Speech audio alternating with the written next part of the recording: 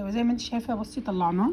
طبعا اهم حاجه دخلته في التلاجة لازم يبرد تماما عشان ما يفروتش منك ويطلع شرايح زي ما انت شايفه كده. بصي الكيفيه دي كده، بصي كده، بصي تطلع شرايح رقيقه كده. ودي طبعا احلى حاجه ممكن تطلع من ايديكي. اتمنى طبعا تدعميني بسبسكرايب، شير ولايك طبعا في الفينو او في الكايزر. بصي كده تمام.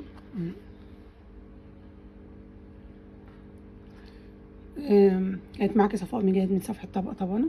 اتمنى تدعميني بشير ولايك وسبسكرايب. فعلي معايا القناة عشان يوصلك مني كل جديد. طبعا السندوتش ده هيبقى حلو جدا في المدرسة او في اي وقت. طبعا زي ما قلت لك هيبقى حلو قوي. شكرا جدا لمتابعتك. حلو طبعا اللانش بوكس. وعايزه اقول لك ان ممكن كذا قطعه منه لو هو كتير عندك تعملي بيها النجريسكو او المكرونه الوايت صوص، هينفع جدا. اتمنى تدعميني بسبسكرايب زي ما قلت لك وتفعلي معايا القناه. شكرا جدا لمتابعتك. معانا 4 من صدور الفراخ، حبذا يكون حجم كبير عشان في الوصفه. عصير بصل، عصير ليمون، ده طبعا بيشيل الزفاره تماما من الفراخ. 4 معالق او 5 حسب طبعا كميه الفراخ بتاعتي من الزيت المتاح، زيتون او زيت عادي من العباد. معايا معلقه كبيره فلفل اسود ومعلقه بابريكا كده تمام. معايا معلقه كبيره من بهارات الفراخ. بمسك التتبيله دي كلها واروح مقلباها تقليبه كويسه تمام. نبتدي ننقع بقى فيها الفراخ بتاعتنا. نعمل كده تمام زي ما انت شايفه كده. بصي اخليها ايه تتلف خالص بالتتبيله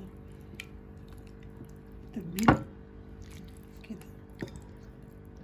وطبعا الصدور دي انا غسلاها بالميه وبعد كده غسلتها بعصير الليمون بس سبتها تتصفى. ليه عصير الليمون؟ لان بيشيل اي زفاره من اي فراخ تمام. اهو كده بصي بلفها كده الاول وبعد كده بجيبها كده تمام اهو. خلصنا كده. تقعد بقى من 2.5 ل3 ساعات في التتبيله عشان تشرب منها ستريتش او كيس. واحطها بقى ايه تتنقع شويه. حله او طاسه على النار زي ما انت شايفه. بنزل بمعلقتين زيت تمام. احاول اوزعهم كده طبعا فيها وتسخن شويه عشان كاني هدي بالظبط الصدور ايه صدمه. زي ما انت شايفه بصي ابتدى يسخن. بنزل بقى بالصدور بتاعتي كده تمام عشان اديها صدمه كده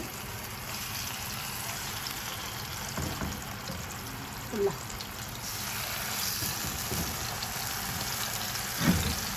بصوا على الناحيه التانيه زي ما انت شايفه كده. بصي بالشكشك اهو. ياخد بس الصدمه بتاعته يجمد بس شويه لكن انا مش بسويه. يعني المده قد ايه؟ 5 دقايق بس. بقلب فيه كده اهو من الناحيه دي للناحيه دي 5 دقايق.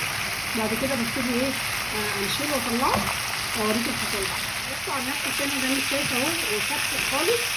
بصي طبعا اللون الجميل ده طبعا مش بتطير. ببتدي بقى انشله كده واطلعه اهو كلها من الصينيه. واغسل الصوص بتاع البانيه او الصدور. بنزل بكوبايتين من الميه وبحط فيهم لورا وحبهان. دول هعمل فيهم ايه بقى؟ هنحط الشبكه على الصينيه دي تمام. نطفي بقى كده. نحط الشبكه بتاعتنا كده على الصينيه.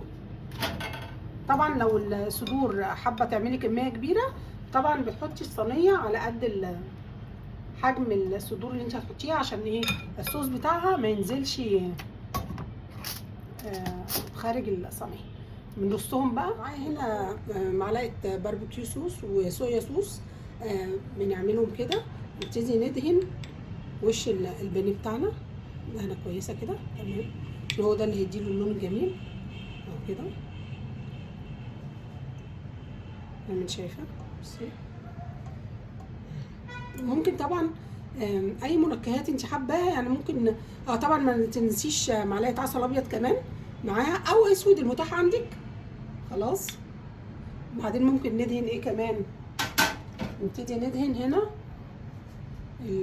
الصلصه عادي مفيش مشكله. لو ما عنديش غير صلصه ممكن احط عليها معلقه من العسل الابيض وادهن عشان تديني برده اللون الكويس اللي انت بتشوفيه كده على اللحمه البارده تمام اهي كده. انا بديكي خيارات عشان المتاح عندك. بنبتدي بقى نحطه في الفرن على درجه حراره 180 رف اوسط من 25 دقيقه ل 30 دقيقه، نطلعه ونشوف هنعمل ايه. طلعناه بعد 30 دقيقه نص ساعه. بصي ده اللي معمول بالصلصه، مش هيفرق كتير ابدا اهو. ده اللي بالصلصه عن اللي محطوط عليه عسل وباربيكيو وصويا اهو. تمام، المتاح عندك اعملي بيه. المعتاد طبعا ان احنا بنعمل عرق اللحمه البارده وعرق الفليت ولحمه بارده. طبعا دي الفراخ البارده هتدوقيها طبعا حلوه جدا في مصايف، في مدارس، في يعني في اي وقت هتبقى حلوه جدا وهتعجبهم قوي. تعالوا نشوف هنقطعها ازاي.